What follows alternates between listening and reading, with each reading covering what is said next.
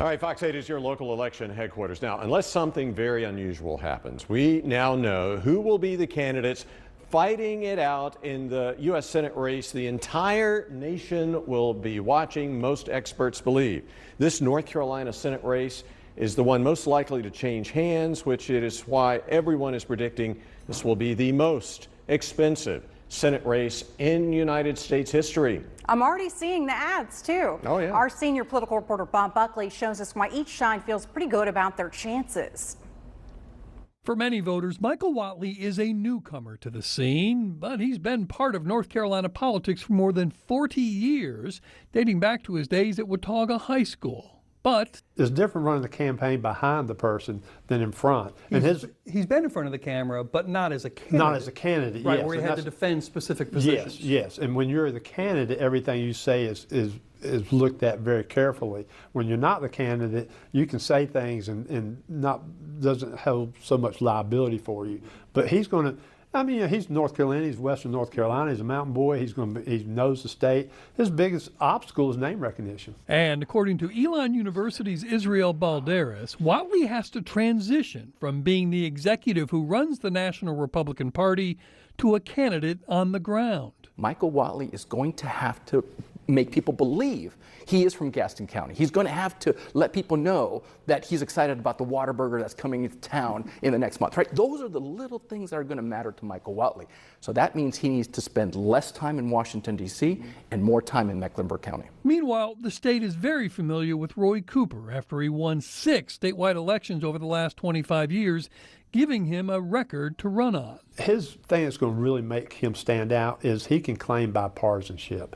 And this past tenure in the governor's house, he was able to do things with the Republican legislature that other North Carolina governors, even a Republican governor, has not been able to do. And that's going to be his tremendous upside. For better or worse, Whatley is going to have to run on President Trump's record. Michael Whatley's pitch is going to be, I'm a vote for President Trump in the Senate. But it depends on whether people are going to say, well, I want more of that. Well, exactly, because I think by the time this election comes around, some of the policies of Trump has been endorsing and put forward this year you're going to start feeling those. Whether it's up or down, we don't know yet. But if it's up, he's probably good. If it's down, he's got a battle on his hands internally, not just with his opponent. If President Trump is not popular next year, it's going to be trouble for the Republicans all across the country. Well, you say popular, and popular is relative. In North Carolina, he's underwater, so to speak, but only by 4 or 5 points. And that, for him, is a really good approval rating. So I don't know if that's going to be a drag on him as people think. We saw a similar race in 1984 when the very popular Governor Jim Hunt ran against Jesse Helms. But Hunt wasn't able to transfer that popularity to a race for a different office, losing to Helms by 4 points. What the Republicans did in '84, they said Jim Hunt is a vote for all those liberals in Washington.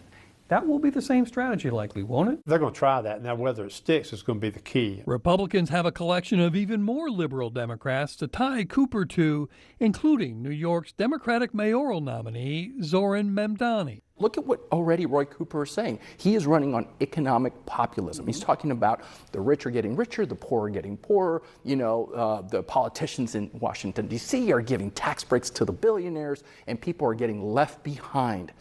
Well, gee, that message sounds a lot like what Mamdani is saying in New York. Balderas says Democrats might try to tie Whatley to President Trump's scandals, but thinks what will decide the election is the way we feel about our daily lives. Do I think right now the scandals that are plaguing Trump, i.e., the Epstein files and whether or not the Justice Department is going to release those files, that's playing in D.C.